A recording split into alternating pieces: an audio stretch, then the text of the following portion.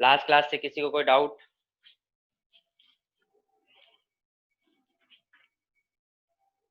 किसी को कोई डाउट नहीं है? लास्ट क्लास में हमने average power associated with resistance और नॉन इंडक्टिव सर्किट, यानी कि ऐसा सर्किट जिसमें रेजिस्टेंस होता है, उसमें हमने एवरेज पावर कैलकुलेट किया था। And that average power is equal to क्या आया था हमारा?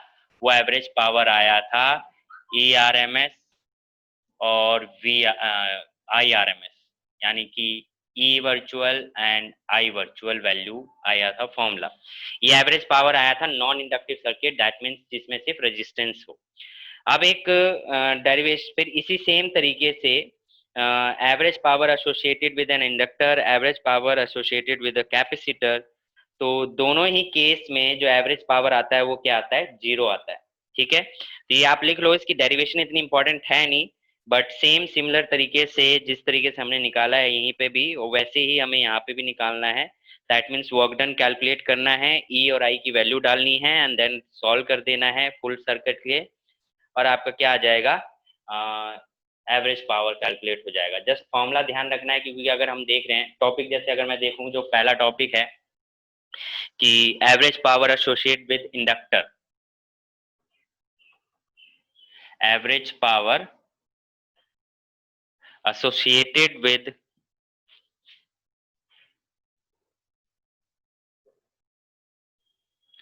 इंडक्टर। ठीक है, तो अगेन जैसे एवरेज पावर हमने रेजिस्टेंस के केस में निकाला, वर्क डन कैलकुलेट करा है, उसी तरीके से यहाँ पे भी वर्क डन ही कैलकुलेट की जाएगी, that is E I into में टी, है ना? ये वर्क डन ही कैलकुलेट किया जाएगा ई आई इंटू में डी टी, इंटीग्रेशन 0 से टी के लिए। ठीक है, बस यहाँ पे ये ध्यान रखना है कि जो इंड्यूस ईएमएफ होगा वो किसके बराबर होगा? EMF और आई नॉट इसके बराबर होगा। इन सब की वैल्यूज आपको पुट करनी है और सॉल्व कर देनी है, तो आप देखोगे कि आपका जो वर्क डन आएगा वो क्या आएगा? 0 के बराबर आ जाएगा, मतलब कि ये जो आना है ये 0 आना है। दैट मीन्स जो एवरेज पावर आना है वो भी क्या आएगा? 0 के बराबर आ जाएगा, यानी P average is equal to 0। किस केस में? इंडक्टर के केस में सेम, और कह लो कैपेसिटर के केस में भी यही आना है, 0 ही आना है। कैपेसिटर के केस में भी क्या आना है? 0 ही आना है। तो आप जरूर ध्यान रखें कि इस चीज का। Okay,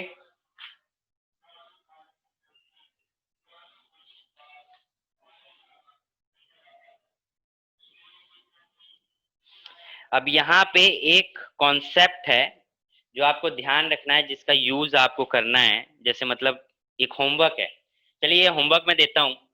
average power associated with inductor और कैपेसिटर, इन दोनों का जो केस है एवरेज पावर का, ये डेरिवेशन आप मेरे को कल तक, ठीक है, कल तक शाम तक ये डेरिवेशन सबकी आ जानी चाहिए गूगल क्लासरूम में। किसके लिए? एवरेज पावर के लिए।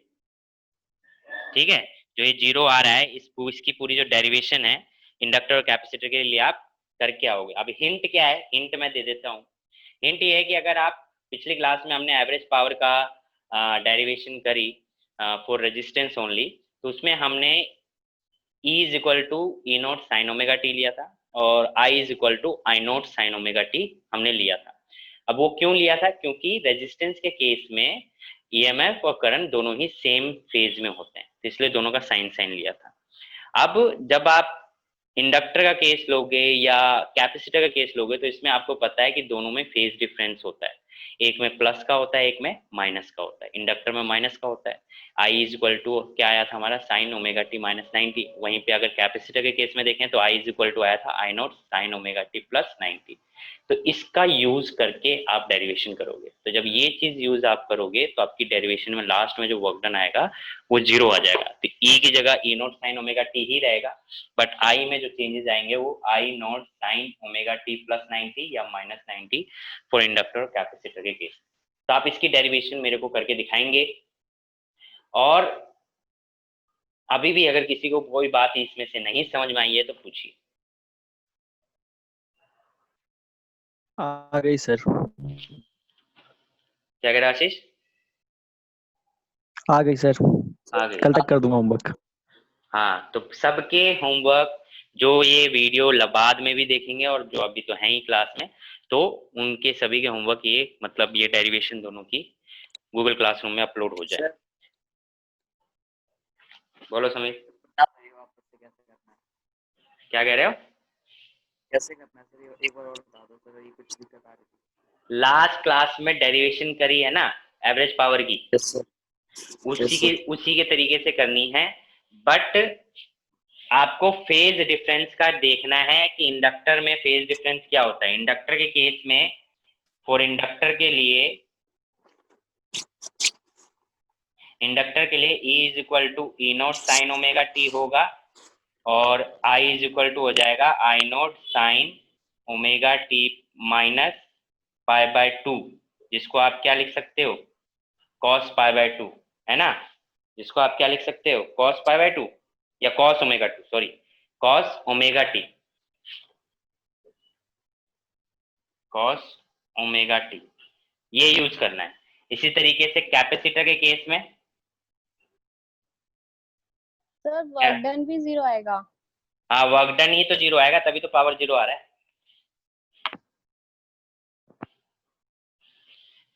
कैपेसिटर के केस में E is equal to E naught sine omega t ही रहेगा। बट कैपेसिटर के केस में करंट क्या होता है, अहेड होता है, यानी आगे होता है, तो करंट इज इक्वल टू क्या हो जाएगा, I naught sine omega t plus pi by two, और ये भी क्या हो जाएगा आपका, कॉस ओमेगा टी। तो आप आई की जगह पे ये यूज करोगे और ई की जगह पे ये, ई की जगह पे ये आई नॉट, तो दोनों के केस में यही करना है। और सिमिलर ये फॉर्मूले में ई और आई की वैल्यू पुट करना है और इंटीग्रेशन कर देना है, आपका वर्क डन जीरो आना चाहिए। और अगर वर्क डन जीरो हो गया तो पावर भी क्या आ जाएगी, एवरेज पावर भी क्या आ जाएगी, जीरो।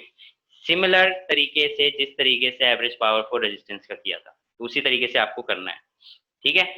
तो इस तरीके से आप ध्यान रखेंगे। आप किसी को डाउट नहीं? No sir. ठीक है। अब हम आते हैं एवरेज। ये मैंने इसलिए बोला क्योंकि इसका ये रिजल्ट ज्यादा इंपॉर्टेंट है, डेरिवेशन इतनी इंपॉर्टेंट नहीं है। एवरेज पावर इन आरएलसी सर्किट, वैसे डेरिवेशन इसकी जितनी भी कर रहे हैं हम एवरेज पावर की, बहुत रेयरली आ जाती है, ठीक है। तो इसलिए, और बाकी सारी डेरिवेशन ऑलमोस्ट सिमिलर है, जस्ट ई और आई नोट में फर्क आ जा रहा है, तो थोड़ा इंटीग्रेशन का आंसर अलग आ जा रहा है। बट डेरिवेशन का पूरा कॉन्सेप्ट, जैसे आप देखते हो ना मैथ्स में, एक फॉर्मूला बता दिया तो उसी को आप अप्लाई कर रहे हो, सारा कुछ सेम होता है, जस्ट एक दो स्टेप इधर उधर हो जाते हैं, तो उसकी वजह से रिजल्ट अलग आ जाता है। तो वो वही है, क्लियर है। नाउ जो इम्पोर्टेंट डेरिवेशन भी कह सकते हैं इसे, आती रेयरली है बट बहुत दे देते हैं। इसका फॉर्मूला बहुत इंपॉर्टेंट है एवरेज पावर का, क्योंकि एलसीआर सर्किट हम पूरा पढ़ रहे हैं इस चैप्टर में। तो एलसीआर सर्किट का जब आप एवरेज पावर निकालोगे तो वो क्या आता है, उसके ऊपर ये इंपॉर्टेंट फॉर्मूला बन जाता है। तो आता क्या है, तो इसलिए हम डेरिवेशन को इंपॉर्टेंट कह देते हैं। तो नेक्स्ट टॉपिक जो होगा हमारा वो होगा एवरेज पावर इन एलसीआर सर्किट या आरएलसी सर्किट, और इसको हम कह सकते हैं इंडक्टिव सर्किट, ठीक है। तो इंडक्टिव सर्किट होगा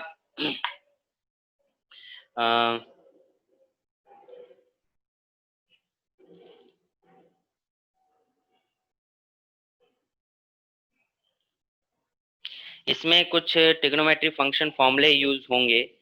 तो अगर आप लोगों को ट्रिग्नोमेट्री फॉर्मूले याद हैं तो आप मुझे बता सकते हैं, नहीं याद है तो हम आपको बताएंगे, ठीक है।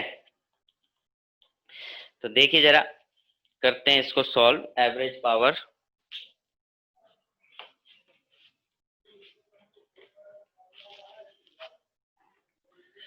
Topic is average power in LCR circuit. Average power in LCR circuit और इंडक्टिव सर्किट, ठीक है। तो एलसीआर सर्किट और इंडक्टिव सर्किट, तो लेट द, क्या है कि अल्टरनेटिंग ईएमएफ अगर हम एलसीआर सर्किट में बोलें तो let alternating EMF in LCR circuit, वो क्या होगा, E इज इक्वल टू, वो हो जाएगा E is equal to E naught sine omega T. E naught sine omega T.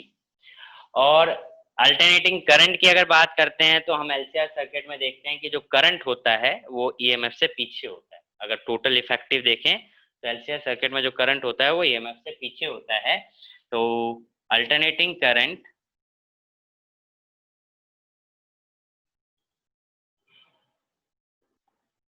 in LCR circuit is lags behind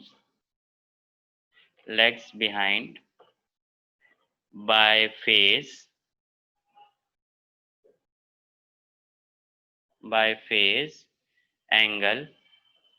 angle phi. हम मान लेते हैं कि कोई भी एंगल फाई है जिससे वो पीछे है। तो I इज इक्वल टू क्या हो जाएगा, I naught sine omega t minus five. ठीक है। अब पावर एट एनी इंस्टेंट, क्योंकि एवरेज पावर निकाल रहे हैं तो पावर के लिए मैंने बताया था कि power is equal to work done upon time होता है। वर्क डन कैलकुलेट करना है तो पावर आ जाएगी। सिमिलर तरीका है जो हमने लास्ट क्लास में डेरिवेशन करी है, जो अभी मैंने बताया था, सेम केस। ठीक है। तो power at any instant T, तो दैट इज क्या हो जाएगा आपका, पावर इज इक्वल टू क्या आ जाएगा, डी डब्ल्यू बाई डी टी। ठीक है। तो पावर इज इक्वल टू क्या होता है, डी डब्ल्यू बाई डी टी होता है basic formula work done upon time, जो कि किसके बराबर होता है, वी आई के। हमने फॉर्मूला पढ़ा है वी आई, तो वी आई की जगह हम क्या पुट करेंगे, ई आई। ठीक है। वी आई की जगह हम क्या पुट करेंगे, ई आई। नाउ आगे देखिए, डी डब्ल्यू by d t is equal to E I है, ई की जगह पे क्या पुट करेंगे, E naught sine omega T, E naught sine omega t, and I की जगह पुट करेंगे I naught sine omega t minus five. तो अगेन देखिए, डी डब्ल्यू इज इक्वल टू यहां से E naught and I naught sine omega t. अब मेरे को साइन ए माइनस बी का कोई फॉर्मूला बताएगा, साइन ए माइनस बी का फॉर्मूला।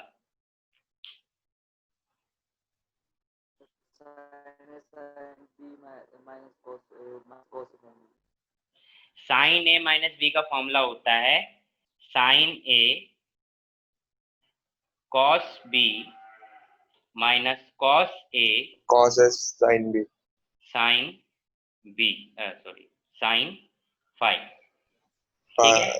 जिसको फॉर्मूला नहीं पता है वो साइड में लिख लेगा। साइन ए माइनस बी का जो फॉर्मूला होता है वो होता है sine A cos B minus cos A sine B. ये फॉर्मूला हमने यहाँ पे यूज किया है।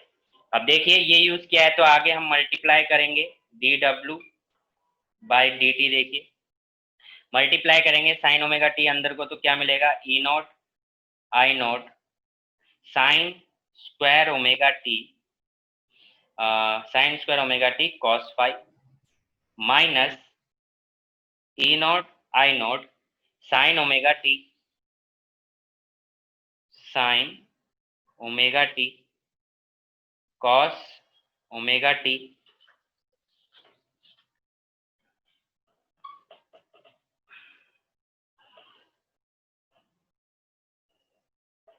Cos omega T sine five. ठीक है। ये हमने क्या कर दिया, ब्रैकेट को ओपन कर दिया और मल्टीप्लाई कर दिया। ठीक है। अब देखिए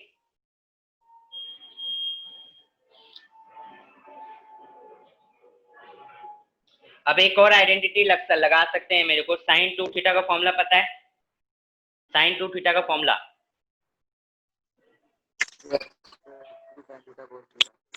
साइन टू थीटा का फॉर्मूला होता है two sine theta cos theta, हो सकता है ना।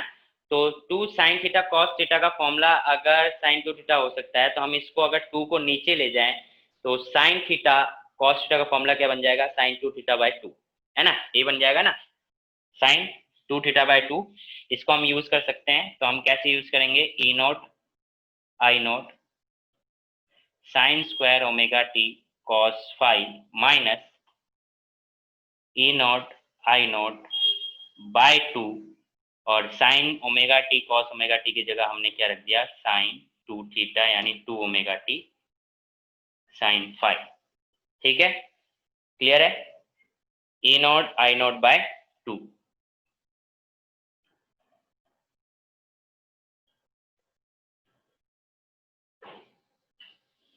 इतनी बात क्लियर है? यहाँ फॉर्मूला क्या लगाया वो देख लीजिए। फॉर्मूला हमने लगाया है sine 2 theta is equal to 2 sine theta cos theta. ठीक है, अच्छा ये बोर्ड नहीं दिख रहा है आप लोगों को?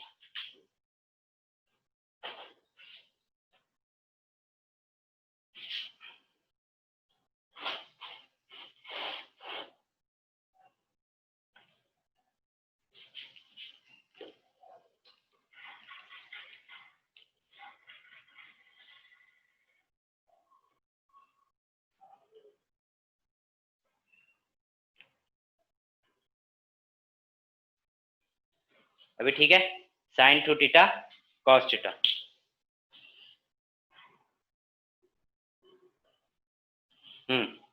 तो sine 2 theta cos theta is equal to 2 sine theta cos theta. तो sine theta cos theta is equal to क्या हो गया, साइन 2 थीटा बाय 2। ओके, तो इसका यूज किया हमने। अब आगे देखिए क्या करेंगे, ये चीज हमने यहाँ पे अप्लाई कर दी है।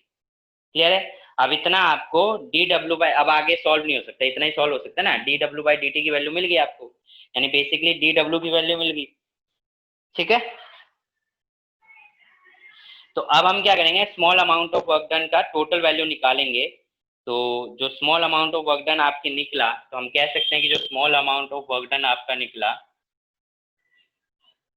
अमाउंट ऑफ वर्क डन यानी कि जो डी डब्ल्यू आपका आया, वो डी डब्ल्यू क्या आया, डी डब्ल्यू आया आपका E naught I naught sine square omega T cos five minus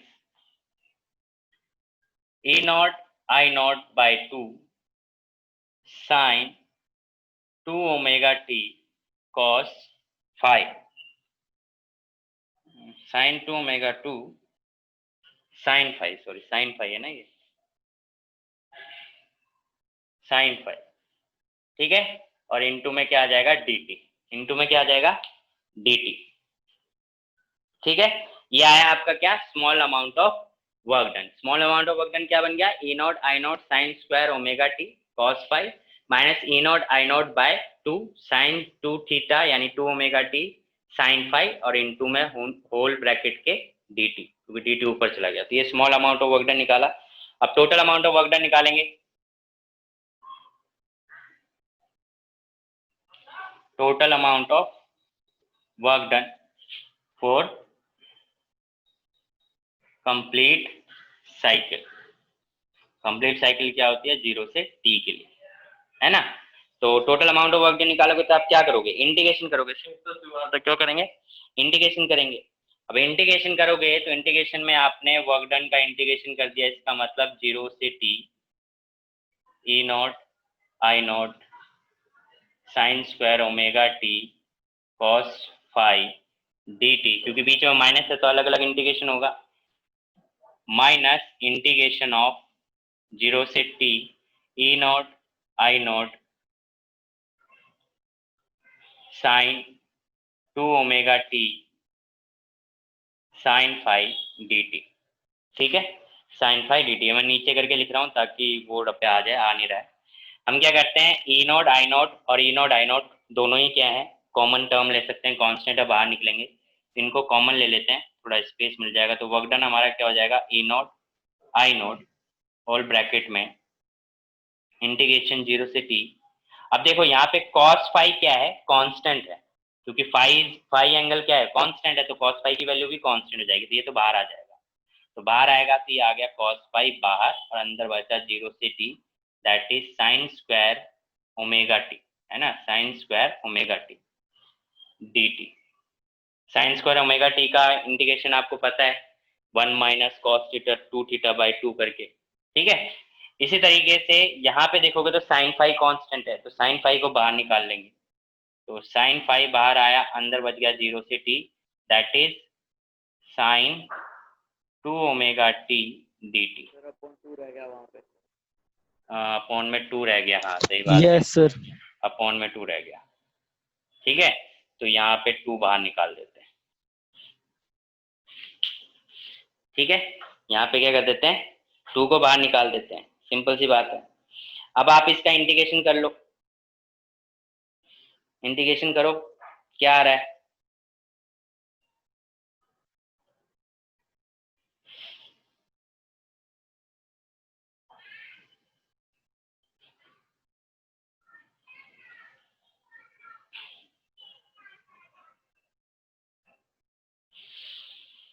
देखिए इंटीग्रेशन आप करेंगे बहुत इजी है। cos फाई बाहर निकल गया, साइन स्क्वायर ओमेगा टी का मैंने इंटीग्रेशन आपको बताया, क्या लिखते हैं 1 माइनस कॉस 2 थीटा अपॉन में 2, और इसका इंटीग्रेशन क्या आता था 0, क्या आता था इसका 0। अब इधर से देखो, आगे भी देखते हैं और क्या टर्म बन सकती है, क्योंकि 1 भी है। ठीक है, और 2 कहीं आ रहा है,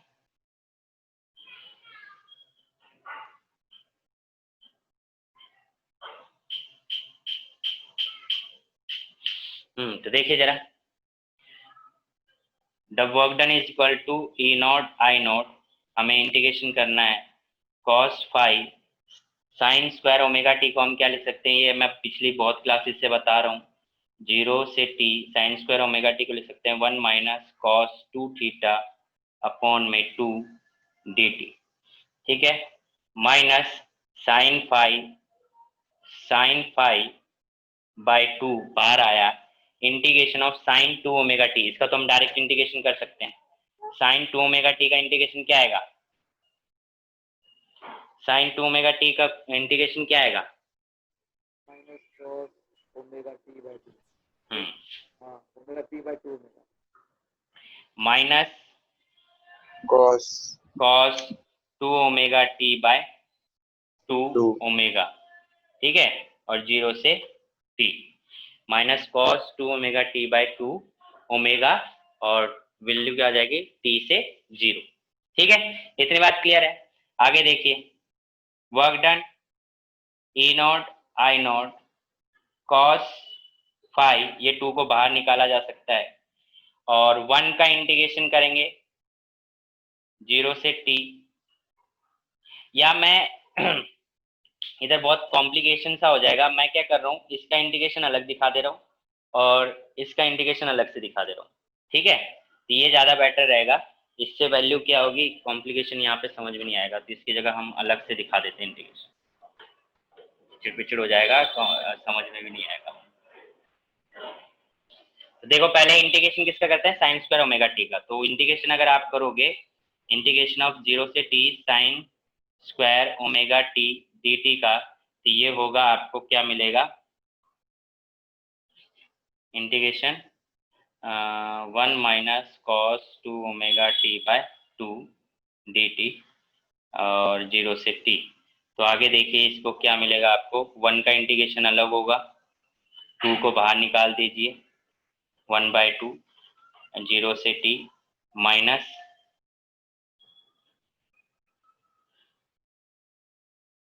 1/t, और यहाँ आ जाएगा integration of cos 2 omega t d T 0 से टी। ठीक है, आगे देखिए 1 का इंटीग्रेशन क्या होगा t, तो t की लिमिट 0 से t, minus cos 2 omega t का इंटीग्रेशन क्या होगा, कॉस 2 ओमेगा टी का इंटीग्रेशन होगा साइन 2 ओमेगा टी अपॉन में 2 ओमेगा, और यह आ जाएगा 0 से t। अब आपको पता है कि 1/2 ये अपर माइनस लोअर, यानी कि t माइनस टी ऊपर पुट करोगे तो क्या आएगा, टी ऊपर पुट करोगे तो ओमेगा टी, और ओमेगा टी की वैल्यू क्या आती है 2 पाई, पाई मतलब 180, साइन 180 की वैल्यू 0, तो वो तो 0 हो गया, और साइन 0 की वैल्यू 0 ही होती है, तो ये टर्म तो 0 आ गई, तो आपको मिला क्या t/2, यानी कि इसका इंटीग्रेशन क्या मिला आपको, इसका इंटीग्रेशन क्या मिला आपको t/2, यही मिला ना। अब बोर्ड में तो जगह बची नहीं है, इसको आप नोट कर लीजिए जल्दी से, ये वाला पोर्शन, फिर इसको हम आगे कंटिन्यू करते हैं। ये वाला पोर्शन नोट कर लीजिए। सर डेफिनेशन बोल दो एक बार जो लिखे है, alternating current. Alternating current in LCR circuit is lags behind by phase angle phi.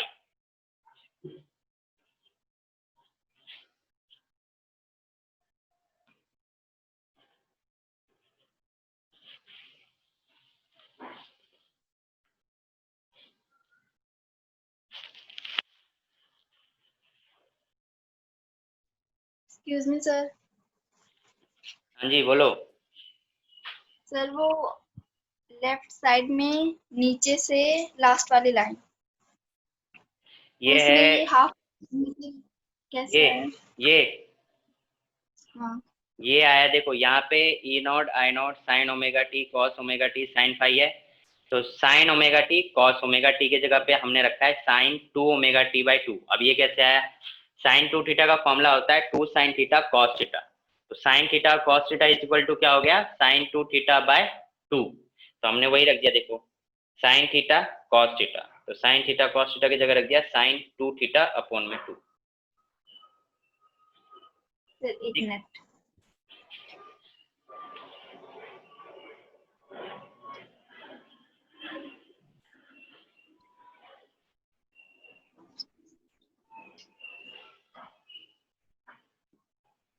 हाँ सर आगे। तो फिर सर वो तो मल्टीप्लाई होगा ना, नीचे क्यों गया? कहा ये यहाँ से 2 यहाँ मल्टीप्लाई में, तो यहाँ आके तो डिवाइड में ही आएगा ना। हमने तो सर साथ में तो 2 है। यहाँ पे मैंने इसकी जगह पे रखा है साइन थीटा कॉस थीटा की जगह रखा है साइन 2 थीटा अपॉन में 2। साइन थीटा कॉस थीटा की जगह पे रखा है साइन 2 थीटा अपॉन में 2। हाँ सर आ गया।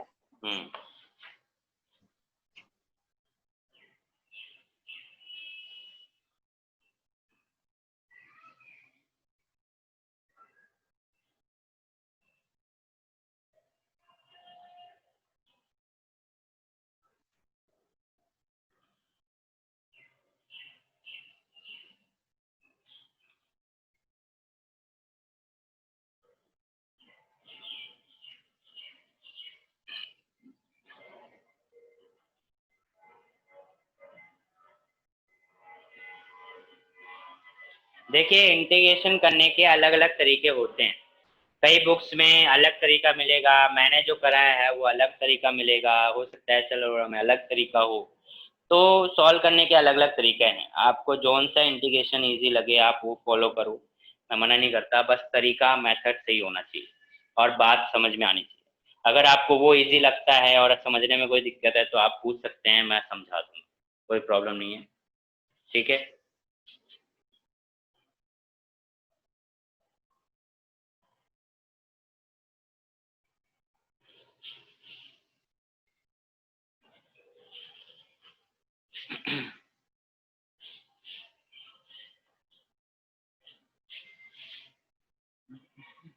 सर हो गया लेफ्ट साइड का। सबका हो गया?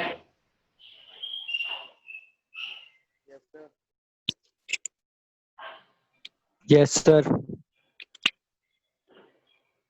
सर कॉस थीटा चल रहा है फिर फाई।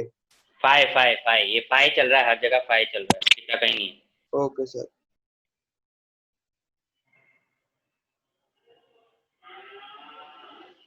दिव्यांशु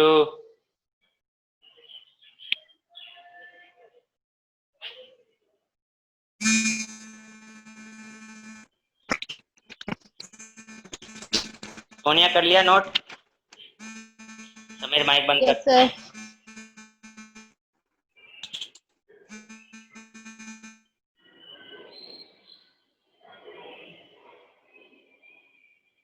चलिए नोट कर लिया आप लोगों ने। अच्छा ये क्लास डिस्कनेक्ट होने वाली है तो इससे बेटर है स्टार्ट करने से पहले नया होस्ट कर देते हैं, आप लोग दोबारा ज्वाइन कर लीजिए। तो आप लोगों ने नोट कर लिया है तो कंटिन्यू करते हैं इस साइड।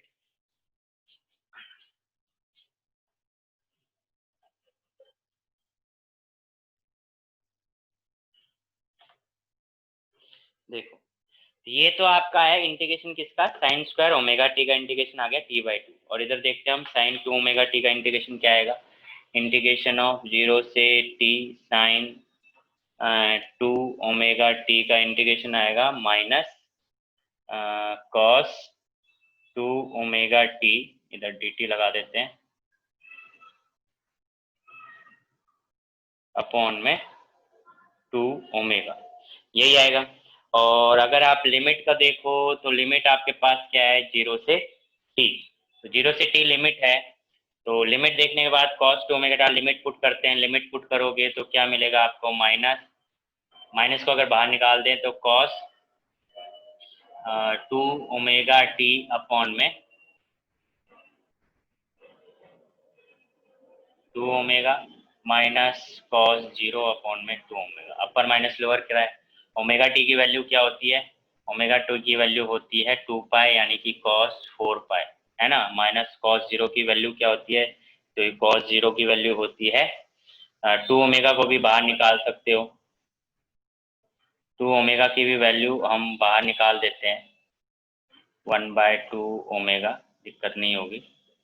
तो cos पाई और इधर आ जाएगा cos 0, ओके।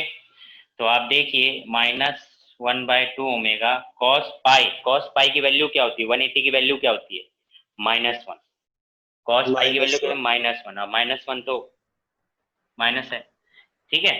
तो इस चीज को अगर आप देखोगे तो ये आ जाएगा -1, 4 पाई पे भी वही रहेगी सर और +1 ही आएगा सर, क्या +1 आएगा, सर ये +1 आएगा सर, cos 4 पाई +1 आएगा। cos 4 पाई +1 आएगा, यस सर। फोर्थ क्वाड्रेंट में फोर्थ साइकिल पड़ गया ना, किस तरीके से, हाँ सही कह रहा है, सर पहला पाई 180 होगा, दूसरा पाई हाँ 360। यस सर, पॉजिटिव में आएगा। पॉजिटिव में आ जाएगा, सही बात है। ये +1 आ गया और cos 0 वैल्यू 1, cos 0 की वैल्यू 1 होती है, तो ये वैल्यू क्या मिल गई आपको, 0, ठीक है। तो ये वैल्यू क्या मिल गई, 0, यानी sin 2 ओमेगा टी की वैल्यू क्या मिल गई आपको, 0। यहाँ तक सभी को क्लियर है, cos 4 पाई की वैल्यू 0 आ गई और क्या कहते हैं, मतलब इसका इंटीग्रेशन आपको 0 मिल गया और इसका इंटीग्रेशन आपको t/2 मिल गया। आगे देखिए इक्वेशन में पुट करते हैं, ठीक है। इस इक्वेशन में पुट किया तो हमारे पास वर्क डन में फॉर्मूला क्या आ जाएगा, E0 I0 cos 5 t/2 minus sign 5/2 into में 0। तो आपको क्या मिला, E0 I0 cos 5/2 इंटू में t, ये आपको मिल गया वर्क डन, ठीक है। इतनी बात क्लियर है। अब average power in inductive circuit निकालना है, average power in inductive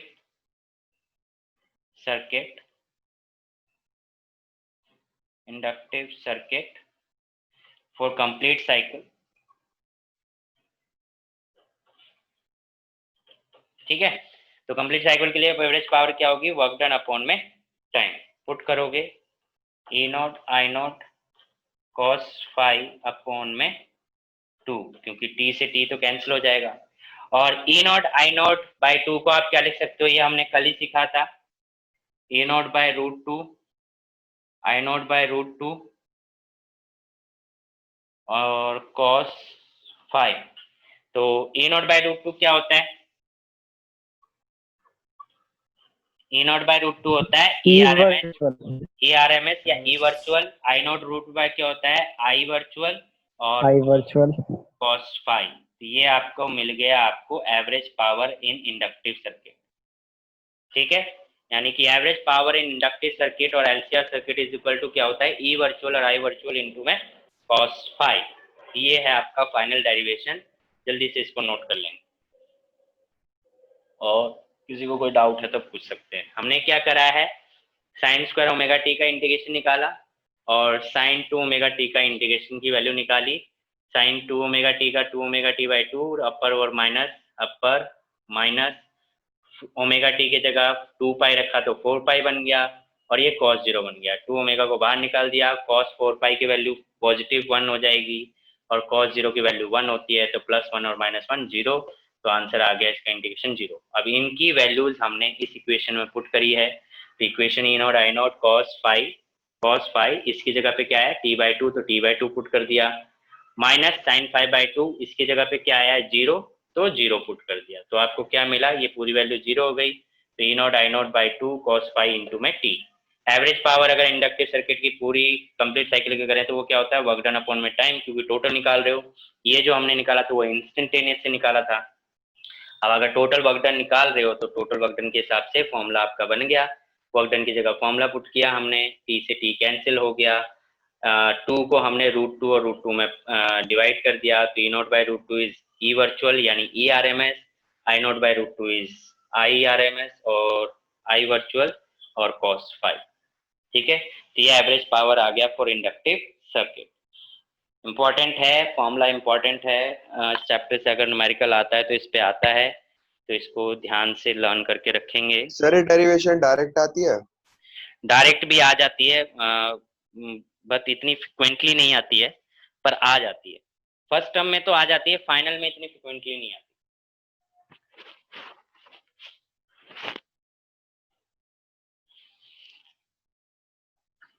but कर लो, क्योंकि आपके कॉन्सेप्ट ही क्लियर होंगे, डेरिवेशन कॉन्सेप्ट क्लियर होंगे तो करने में कोई प्रॉब्लम नहीं है। तो अगर कोई सी भी डेरिवेशन उठा के दे देगा तो आपको, आप इतना इंटीग्रेशन कर चुके हो कि कोई सा भी डेरिवेशन देगा तो आप इजीली कर लोगे।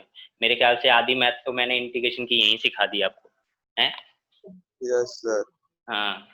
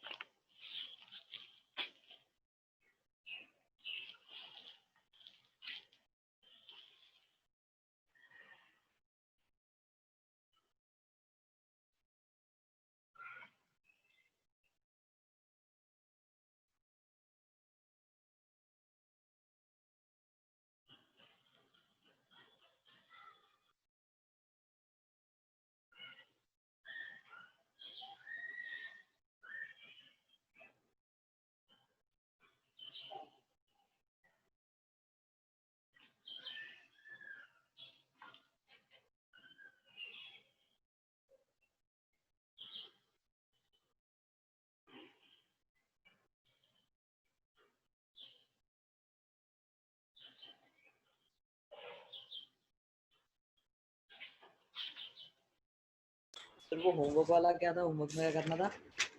क्या कह रहे हो? होमवर्क में क्या करना था? होमवर्क में आपको एवरेज पावर निकालना है for inductive circuit and for capacitive circuit. Sir ये तो हमने कर लिया है। एक ये तो एलसीआर सर्किट है ना, इसमें एलसीआर तीनों है ना।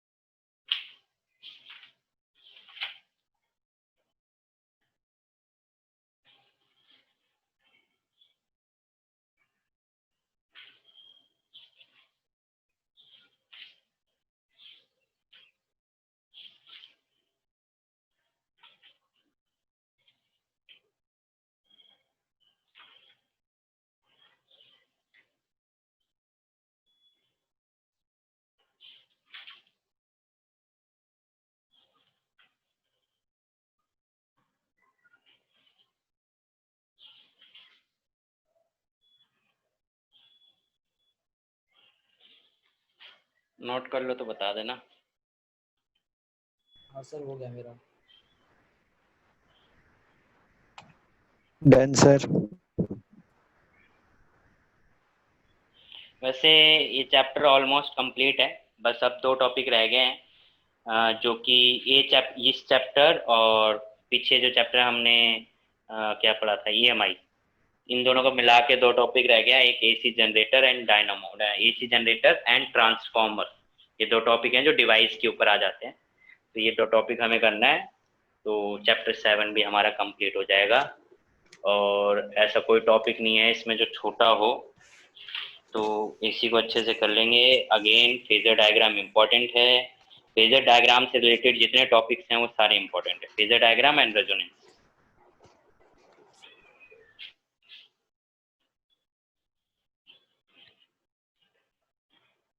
Divyanshu done, Nishu done, Sonia sir हो गया। हो गया, ओके। तो next almost last topic of this chapter, because इसके बाद दो चार जो टॉपिक हैं वो डिवाइसेस पे हैं। तो नेक्स्ट टॉपिक जो लिखिए वो लिखिए, नहीं अभी क्यों, power factor of N AC circuit. अगर ये टॉपिक अच्छे से समझ में आ गया, इसमें मेनली जो है वो डेरिवेटिव पार्ट है, फिजिक्स छोटा सा पार्ट है, बाकी सारा मैथमेटिक्स पार्ट है। तो आई होप अगर जिसके पास मैथ्स है उसको तो कोई प्रॉब्लम नहीं होनी चाहिए, पर जिसके पास नहीं है अगर उसको फिर भी कोई डाउट आता है बाद में तो they can ask.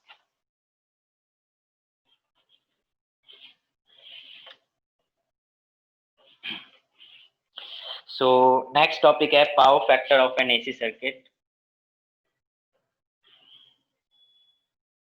Power factor of an AC circuit. तो यहाँ पे कुछ अलग नहीं है, अभी आपने जो एवरेज पावर का फॉर्मूला पढ़ा, एवरेज पावर का जो फॉर्मूला आपने पढ़ा वो क्या पढ़ा, P average is equal to E R M S I R M S cos phi. तो ये जो कॉस फाई होता है इसी को हम क्या बोलते हैं, पावर फैक्टर।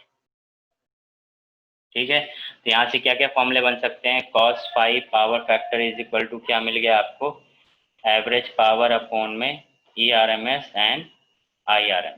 ठीक है, एक फॉर्मूला आपको ये मिल गया। दूसरा फॉर्मूला फ्रॉम इम्पीडेंस ट्राइंगल, अगर हम याद करें, from impedance triangle, impedance triangle, impedance triangle. तो इम्पीडेंस ट्राइंगल से अगर आप देखो तो क्या था, इम्पीडेंस ट्राइंगल ये था जिसमें ये एक्सएल माइनस एक्सी को शो करता था, ये आर को और ये जेड को और ये फाई एंगल। तो cos phi is equal to क्या होता है, बेस अपॉन हाइपोटेनस, यही होता है ना, बेस अपॉन हाइपोटेनस। तो cos phi is equal to क्या हो जाएगा आपका, आर बाय जेड, क्या हो जाएगा, आर बाय जेड, यानी कि इम्पीडेंस। ठीक है, और जेड इज इक्वल टू क्या आता है ये आपको पता है बहुत अच्छे से।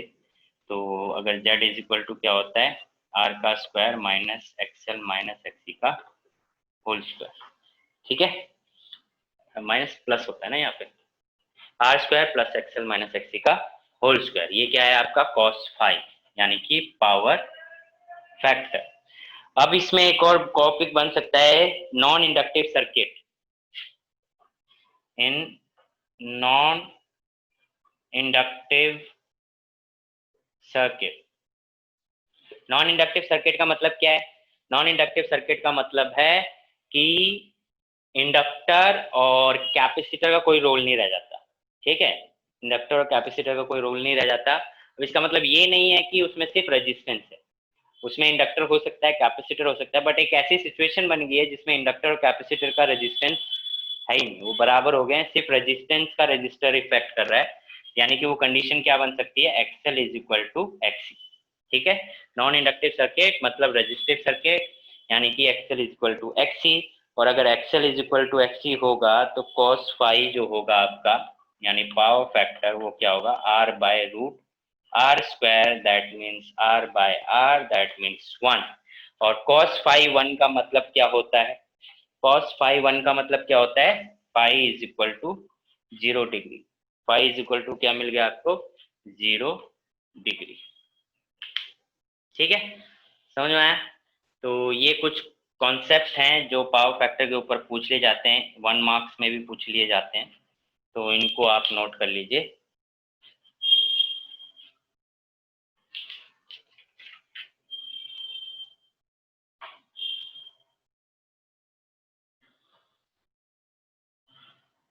यहाँ पे फाई क्या है पता है ना आपको, फाई क्या है पता है ना आपको, फाई क्या है बताइए, फाई क्या है, डिफरेंस दोनों के बीच का, फेज डिफरेंस ना, yes sir. Phase angle difference कह लो, फेज एंगल डिफरेंस। तो अगर मैं फॉर इंडक्टर की बात करूं, फॉर इंडक्टिव सर्किट और इंडक्टिव और कैपेसिटिव सर्किट की बात करूं, तो उसमें फाई की वैल्यू क्या होती है? 90 डिग्री, है ना। फेज डिफरेंस कितने का आता है? 90 डिग्री का। अगर फेज डिफरेंस 90 डिग्री का है तो average power is equal to क्या आ जाएगा? cos 90 जीरो होता है, cos 90 जीरो होता है, cos 90 जीरो होता है, इसका मतलब क्या आ जाएगा? जीरो। यानी कि average power is equal to, average power for inductive और कैपेसिटिव सर्किट के लिए क्या आया? जीरो।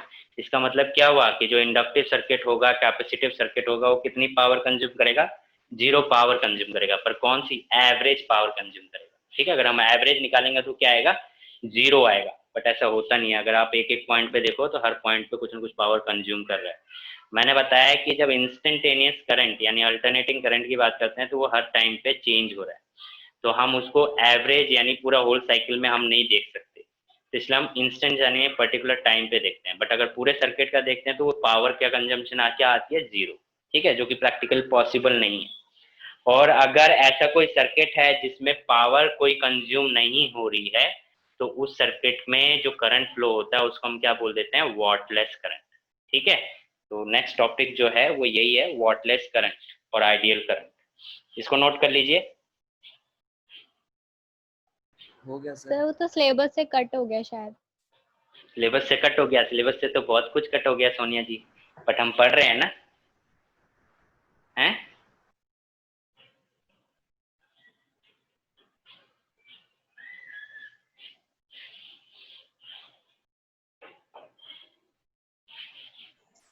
सर क्यों पढ़ रहे हैं हम?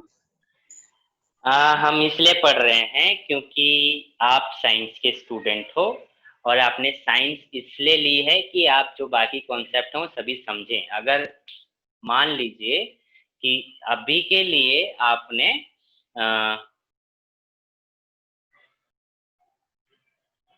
वन सेकेंड, अभी के लिए आपने क्या करा है कि अभी के लिए आपने जैसे सिलेबस कम पढ़ लिया, मतलब कि 30% कम सिलेबस पढ़ लिया। अब आगे जाके जब 12th के बाद निकलोगे, 12th के बाद तो अगले साल निकलोगे, अगले साल तो वापस वो 30% आ जाएगा। मतलब अगर जेई मेन्स या आईटी एडवांस अगर आप कहीं भी एंट्रेंस देते हो और अगर मान लो कि कॉलेज में जाके आप ऐसा कोई कोर्स ज्वाइन करते हो, तो वहाँ पे तो 12th का कुछ कॉन्सेप्ट होता है। अब वो प्रोफेसर तो बोल देगा बच्चों ये आपने 12th में पढ़ा था, हम इसके आगे करते हैं। कॉलेज में इतने अच्छे से तो समझाएगा नहीं, फिर आप कहोगे सर ये कहाँ पढ़ा था हमने। समझ रहे हो? तो पढ़ने के लिए पढ़ लो। ऐसे समझ नहीं आती, ऊपर से ये सब दिमाग खराब हो रहा है। देखिए सिंपल सी बात है, मैं पहले भी कह रहा हूँ और पहले भी कहा था और अभी भी कह रहा हूँ, एग्जाम के लिए जब प्रिपेयर करोगे तो अपना 70% के हिसाब से ही कर लेना। मतलब जो 70% अभी सिलेबस है उसी के हिसाब से प्रिपेयर कर लो। अभी जो एक्स्ट्रा 30% में, मतलब है तो नहीं वो एक्स्ट्रा 30%, बट इस टाइम के लिए एक्स्ट्रा हो गया है वो 30%। तो जो अभी मैं आपको 30% जो एक्स्ट्रा पढ़ा रहा हूँ वो अभी नॉलेज के लिए पढ़ लो, ताकि आपको पता हो कि या हाँ ये हमने कुछ चीज पढ़ी थी, सर ने ये समझाया था और मुझे समझ में आया था, हाँ सर मुझे पता है। एटलीस्ट इतना तो सर कह पाओ। ऐसा नहीं कर रहे। क्या सर कह जो रहे हो? आपने पहली बार, सर आप जब मैंने यहाँ पे एडमिशन लिया था हम्म। तो अब तक मुझे जो अच्छे से चैप्टर याद है ना वो ग्रेविटेशन चैप्टर ही याद है। यहाँ तक कि अच्छा। वाइवा में भी मैंने सर से बोला था सर मुझे ग्रेविटेशन चैप्टर से ही ले लो आप प्रोडक्ट हम्म टेस्ट जो भी। हम्म तो हम्म सर ने बोला कि ये मत लो ये डिफिकल्ट चैप्टर है, फिर भी मैंने वही दिया। और फिर जब इसका एग्जाम हो तब भी मैं देने गई ना, मुझे लगा हो जाएगा, सिर्फ ये इसी चैप्टर का था और इसकी वेलोसिटी और वो escape velocity और एक और वेलोसिटी थी, उसी में कंफ्यूज करके डेरिवेशन में वो ऑर्बिटल देखा तो वेलोसिटी एंड टर्मिनल वेलोसिटी, मतलब एस्केप सर वेलोसिटी। हाँ, ग्रेविटेशन चैप्टर एक ढंग से आता है पूरे फिजिक्स में, उसके अलावा कुछ नहीं आता, उसमें भी मैं गलत करके आ गई। तो बेसिकली बात ये है कि आपकी प्रैक्टिस की कमी है। अगर आपको आता है, पता क्या होता है कई बार क्या होता है मैं बताता हूँ, ये इस बार मैंने देखा है, जैसे कि अभी ऑनलाइन क्लास हम ले रहे हैं, बहुत बच्चे क्या कर रहे हैं कि वीडियो देख रहे हैं बाद में, हो सकता है नेट की प्रॉब्लम है, बट बहुत लोगों के पास है net issue, but they are कि हम अपने फ्री टाइम में देखेंगे, ये टाइम वो नहीं करेंगे। बहुत लोग ये हैं कि नहीं ले रहे हैं, ऑनलाइन क्लास है, ठीक है कोई नहीं, देख लेंगे, यूट्यूब से पढ़ लेंगे, कहीं से पढ़ लेंगे। यूट्यूब, मैंने सुना है यूट्यूब पे भी बहुत कंटेंट है फिजिक्स के लिए, ठीक है। तो बट बात ये है कि वो बच्चे जहाँ से भी पढ़ रहे हैं, हम लोगों को, हम जब पढ़ते हैं हमें लगता है कि हमने पढ़ लिया है, हमें समझ में आ गया है, ठीक है। बट उसको चेक कौन करेगा? आप प्रैक्टिस करोगे, आप सब कुछ करोगे, बट आपको पता कैसे चलेगा कि आपको आ गया? ये तो आप मान रहे हो कि आपको आ गया, ठीक है। तो इसके लिए होते हैं टेस्ट। अब बच्चे टेस्ट नहीं देते हैं, अब जो क्लास अटेंड नहीं कर रहे, जो टेस्ट नहीं दे रहे, अभी भी मैं टेस्ट रखता हूँ तो बहुत बच्चे टेस्ट नहीं देते हैं। अब मैं उनको, ऑनलाइन है इस समय तो कोरोना है, घर भी जाके नहीं पकड़ के ला सकते, ठीक है। तो टेस्ट नहीं देते, आप टेस्ट नहीं दोगे तो आपको कैसे पता चलेगा कि आपको आता है कि नहीं आता? ये तो आप समझ रहे हो कि आपको आता है, समझ रहे हो। एक दो हैं स्टूडेंट अभी बाद में थोड़ा लेफ्ट करें, क्योंकि उनको लग रहा है कि सर स्कूल में तो अच्छे से समझ में आ रहा है, कोई दिक्कत नहीं है सर, समझ में आ रहा है, सब कुछ आ रहा है, उनको लग रहा है सब में समझ में आ रहा है। पर बाद में जब फाइनल में, जब पेपर में एग्जाम देने जाते हो ना, तब आपको समझ में आता है कि आपको कितना आता है। जब आप टेस्ट देने बैठते हो तब आपको समझ में आता है कि आपको कितना आता है, क्योंकि आपको उस एनवायरनमेंट, वो टेस्ट देते समय, वो पेपर देते समय का एनवायरनमेंट का कुछ वही आइडिया ही नहीं होता है। आप वो जो उसमें चल देते हो, आपको यही आइडिया नहीं है किस टाइप के क्वेश्चन आएंगे। तो इसीलिए कहते हैं कि टेस्ट दो। अब बहुत लोग टेस्ट को स्किप करते हैं, तो टेस्ट स्किप नहीं करना चाहिए। और लास्ट टाइम भी आपका यही सीन हुआ था कि आपकी प्रैक्टिस कम थी, आप समझ के तो सब जा रहे थे, पर क्वेश्चन प्रैक्टिस और टेस्ट का इशू था, तो वो चीज़ नहीं हो पाया और जिसकी वजह से मार्क्स कम आए। और मतलब लास्ट ईयर तो ये भी सीन था कि मैं टेस्ट ले रहा हूँ, आप लोग पढ़ के ही नहीं आ रहे हो। तो जब ये लापरवाही जब होती है ना बच्चे के साथ, तभी ये हाल होता है कि वो समझता तो है कि सब आ रहा है, बट जब एग्जाम में पेपर देने जाता है ना, तो सब सारा गुड़ गोबर कर देता है। ये समीर देख लो, अभी मैं टेस्ट रखता हूँ 1 घंटे का, 2 क्वेश्चन सॉल्व करके देता है बस। क्यों भाई समीर?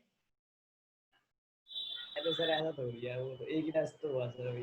एक ही टेस्ट हुआ है, अब मैं टेस्ट लेना शुरू कर रहा हूँ इस संडे। आज क्या है, मंडे है ना, आज ही अनाउंस कर रहा है लास्ट टेस्ट तुम्हारा थर्ड चैप्टर का हुआ था ना, और इस संडे चैप्टर 4 का टेस्ट है, ठीक है। शेड्यूल है, आज ही पेपर में शेड्यूल कर दूंगा, 4 बजे संडे को अपने आप आ जाएगा, टेस्ट दे देना। जो इस वीडियो को बाद में देखेंगे उनके लिए भी और अभी भी ले, सब लोग टेस्ट दो। और मेरी और निशु की बातें तो आपने सुन ली हैं, तो जरूर टेस्ट देना है। हाँ सर वो इस हफ्ते है ना, वो हो रहा है क्या कहते हैं, स्कूल का वो एफए ले रहे हैं हमारा, तो पेपर ले रहे हैं वो स्कूल वाले भी। देखो तो ये ऐसे आप, दे दूंगा सर मैं, नहीं सर पेपर हम्म। दे दूंगा मैं, अगर मतलब उस टाइम पे हुआ ना कुछ तो फिर प्रॉब्लम होगी। हाँ तो कोई बात नहीं, वो मैं बात कर लेंगे। बट ये इशू देखिए, अब मैं ये चीज़ आपको भी ये भी समझा दे रहा हूँ, 12th में ये सब चीज़ें चलती रहती हैं, स्कूल में भी टेस्ट होंगे, इधर भी होंगे, सब जगह होंगे। अब आप बोलोगे सर स्कूल में भी हो रहे हैं, यहाँ भी हो रहे हैं, नहीं दे पाऊंगी, वो मैनेज आपको करना पड़ेगा। आपको पूरा 1 हफ्ता देता हूँ एक चैप्टर के लिए, तो 1 हफ्ते में 1 चैप्टर तो प्रिपेयर हो ही सकता है, ठीक है। Yes sir. तो हाँ, तो इसके लिए वो चीज़ नहीं होनी चाहिए, ये तो होता ही रहेगा, चलता ही रहेगा, तो इस चीज़ के लिए कुछ नहीं होना चाहिए। तो इसलिए अच्छा सर, संडे को 4th chapter done, 4th chapter का टेस्ट होगा 4 बजे संडे को। हाँ जी, सर ये आधा सिंगल मार्क्स क्वेश्चन आएगा क्या, ये आधा आधा पेपर है? क्या कह रहे हो? ये बोर्ड में आधा पेपर 1 मार्क्स क्वेश्चन रहेंगे? हाँ, इस बार लास्ट ईयर से 1 मार्क्स क्वेश्चन के भी आ रहे हैं, वही 20 जो पैटर्न तुम्हारा 11th में रहा है वही 12th में रहेगा, 20 मार्क्स के क्वेश्चन होंगे शायद। नहीं सर वो शायद कह रहे कुछ नया ब्लूप्रिंट निकला, तो हाफ मार्क्स का 1 मार्क्स क्वेश्चन रहेंगे। पता है क्या है, अभी कुछ हम इस बार ना सब कह तो रहे हैं, सजेशन भी दे दिया है, सब कुछ हो रहा है, बट ना क्या है कि इस टाइम जैसी सिचुएशन चल रही है ना, आप कुछ कह नहीं सकते। मान लो दिसंबर तक कोरोना काफ़ी कंट्रोल में आ जाए, दिल्ली के अंदर तो भगवान का शुक्र है कि हो रहा है कंट्रोल, एक्टिव केस काफ़ी कम हो गए हैं दिल्ली के अंदर। तो अगर मान लो कि कंट्रोल में हो गया दिसंबर तक, आपके एग्ज़ाम तो मार्च में होने हैं, बहुत टाइम है, तब तक तो वैक्सीन भी आ जाएगी, ठीक है। तो हो सकता है कि जो पैटर्न लास्ट ईयर था वही पैटर्न होगा, हालांकि वही 70% का सिलेबस के ऊपर, क्या हो सकता है पैटर्न वही रखें, एग्जाम का पैटर्न वही रखें, एग्जाम लें। तो अभी कुछ नहीं कह सकते, दिसंबर के बाद ही एक तरीका हम कह सकते हैं कि फाइनली कि हाँ ये चीज़ होगा, क्योंकि दिसंबर के बाद क्या सिचुएशन रह सकती है, क्या कंडीशन होगी, कुछ नहीं कह सकते ना, इसलिए ये चीज़ तो सर स्कूल के दिसंबर। टीचर्स तो ऐसे भी बोल रहे हैं कि जो इंटरनल के जैसे 30 मार्क्स थे वो 40 या 50 भी हो सकते हैं। हाँ कुछ भी हो सकता है, अभी कुछ डिसाइड नहीं है। अभी जस्ट एक सजेशंस की लड़ियां आई जा रही हैं कि हाँ ये कर सकते हैं, ये कर सकते हैं, कोई ये सजेस्ट कर रहा है, कोई ये सजेस्ट कर रहा है, कोई ओपन बुक टेस्ट सजेस्ट कर रहा है, कोई कुछ कर रहा है। तो बहुत चीजें हो रही हैं और सारे आइडियाज लिए जा रहे हैं, बट जो भी फाइनल होगा आई गेस तुम लोग ये मान के चलो, अपना आप लोग यही मान के चलो कि बोर्ड का एग्जाम होने वाला है, ठीक है। ये बिल्कुल भी मायने में मत रखो कि एग्जाम नहीं होगा, इंटरनल के बेस में कुछ लग जाएगा या ऑनलाइन कुछ होगा, आपका ऑफलाइन ही एग्जाम होगा, ये मान के चलो, क्योंकि बहुत लंबा समय अभी मार्च पूरा पीछे है, ठीक है। अभी तो तुम्हारा साल, अभी तो जुलाई स्टार्ट हुआ है, 11th का सिलेबस कब स्टार्ट होता है, सोचो स्कूल अब स्टार्ट होता है जुलाई में, हैं तो, और हम लोग आधे बुक खत्म करने को हो रहे हैं, तो इस वजह से अपनी प्रिपरेशन को अच्छा करो। देखो एक एडवांटेज आपके पास है क्योंकि आपका सिलेबस जल्दी चल रहा है, आपका एडवांटेज यही है कि आप लोग अच्छे से प्रिपेयर कर सकते हो, you have enough time to prepare for the board exam, and another advantage is that कि only 70% of the syllabus is coming, so basically you have more advantage। और इस एडवांटेजेस में ये देखो कि कंपटीशन कितना बढ़ जाएगा, बच्चे मार्क्स ज़्यादा लेके आएंगे, ऑलरेडी इतने 600 में से 600 लेके आ रहे हैं बच्चे, तो कंपटीशन देखो, तो देख लो वो रेस्ट वाली सिचुएशन अभी एक साल के लिए छोड़ दो, आप ये सोच के चलो कि 12th के बाद मेरा रिजल्ट आएगा, उस रिजल्ट के बेस में मेरे को कॉलेज में एडमिशन लेना है, तो उस टाइम पे क्या सिचुएशन होनी चाहिए और मेरा रिजल्ट कैसा होना चाहिए, अगर ये माइंड में रख के चलोगे तो अच्छी प्रिपरेशन करोगे। और लेजीनेस अगर दिखाओगे तो फिर वही हाल है। रचित को तो मैं बहुत अच्छे से जानता हूँ, समीर, रचित एंड दिव्यांशु, ठीक है। तो अपना थोड़ा सा इसको एक्सेलरेट करो और पढ़ाई करो, ठीक है। और सर और ये 1 मार्क्स वाले क्वेश्चन मुश्किल हो सकते हैं फिर, मतलब ऐसे 1 मार्क्स वाले क्वेश्चन सारे कॉन्सेप्ट में से होते हैं, छोटी छोटी जगह से पूछे जाते हैं। मैं वही बोलता हूँ ना कि एनसीईआरटी में जो बोलता हूँ पढ़ने के लिए पढ़ा करो, और अपनी तरफ से भी एनसीईआरटी थोड़ा बहुत पढ़ा करो, क्योंकि वो जो 1-1 मार्क्स के क्वेश्चन होते हैं ना वो एनसीईआरटी से उठाए जाते हैं, तो मेनली एनसीईआरटी पढ़ो, ठीक है। किसी को कोई डाउट? आज तो बातों में ही लगा दिया, चलो कोई नहीं, फिर मिलते हैं नेक्स्ट क्लास में। ये हो गया है वॉटलेस करंट, थोड़ा सा रह गया है, नेक्स्ट में ही कर लेंगे। नेक्स्ट क्लास में चैप्टर आपका फिनिश हो जाएगा। संडे को चैप्टर 4 का टेस्ट है, शेड्यूल कर दिया है, मैं ग्रुप में अनाउंस कर दूंगा, तो आप लोग चैप्टर 4 भी प्रिपेयर करें साथ में, ठीक है। चलिए मिलते हैं नेक्स्ट क्लास में, bye bye. Good evening sir. Good evening.